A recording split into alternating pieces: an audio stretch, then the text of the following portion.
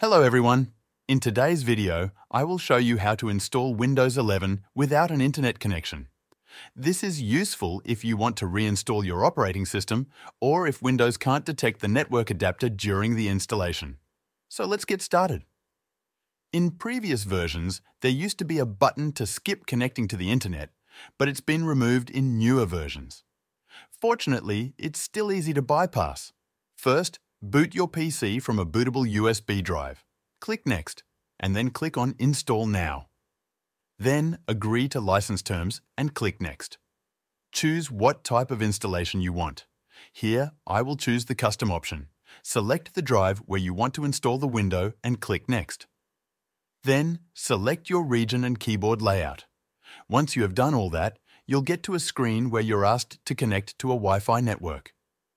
If Windows can't detect any network adapters, you'll see a similar screen, but the Next button is grayed out in both cases. To bypass this, you'll need to open the command prompt. Press and hold the Shift key, then press F10. You may need to press Shift plus Fn plus F10 on some laptops. Once the command prompt window is open, click on it to activate it.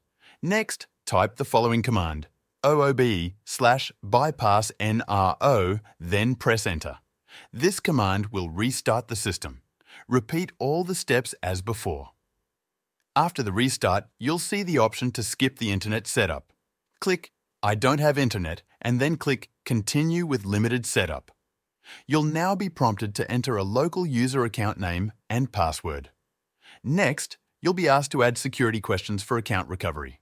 Once that's done, Windows 11 will be installed with a local user account. That's it. If this video helped you out, make sure to join the Show Me Software free newsletter. It's linked in the description below. In this newsletter, I will tell you about the latest software tools and AI that can make you more productive at work and also improve your personal life in many different ways.